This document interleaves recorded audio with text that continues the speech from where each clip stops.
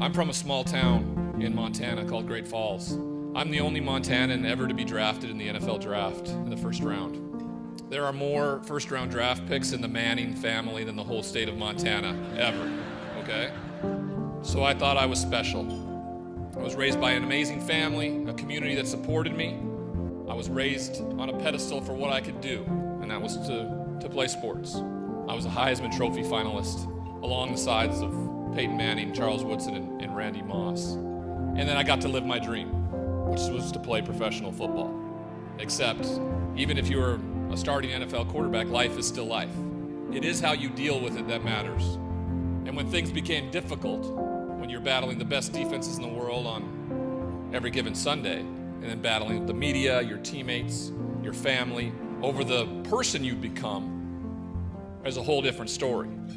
And if you're unwilling to accept and ask for help, you will fail.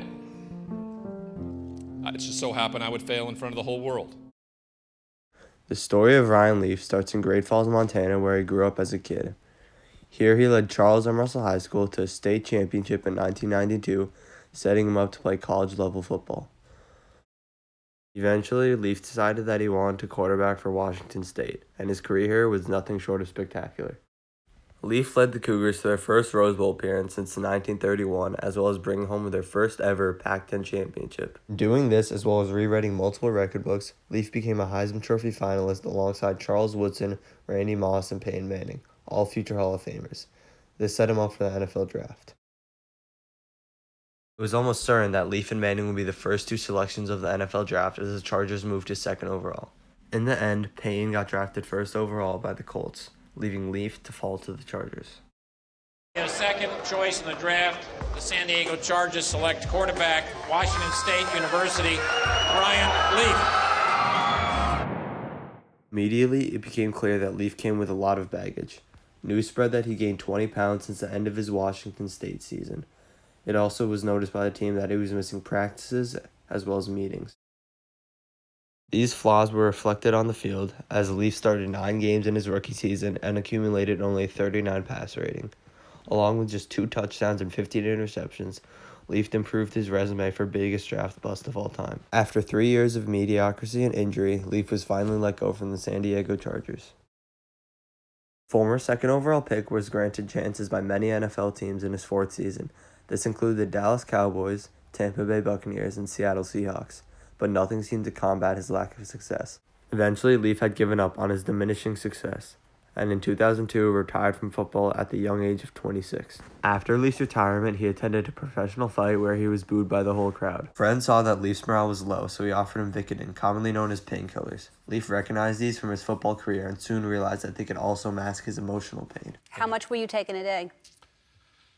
Well, I had to figure out a way to get 100 milligrams somehow, whether that was 10 pills or at some point 20 to do it, and just to be normal. And how were you getting the pills? I ended up going to doctors at first, of course, but ultimately I didn't know a drug dealer. I wasn't a good criminal or anything.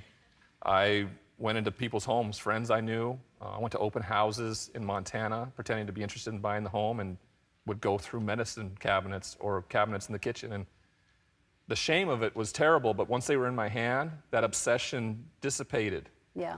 This effect that opiates have on a person's brain, it disappeared, and the ends justified the means. And how long were you living that way? I started taking pills at 28, and I probably, until my arrest at 35, it was off and on for 7 years. And you got arrested for what reason? I got arrested for having Vicodin without a prescription in my golf bag and charged with burglary in my hometown where I was supposed to be a hero. When Leaf was sentenced to prison, he was lonely, depressed, angry, but it all changed one day. Leaf's cellmate and former U.S. military officer forced him to come down to the prison library to help inmates who couldn't read learn to. While he went down there feeling sluggish, he left feeling something different. It was the first time he had ever been of service to anyone but himself, and Leaf knew it had to be the foundation of what he did when he got out of prison. After prison, Leaf's life took a full 180. He started a foundation to help people with mental illness who couldn't get treatment.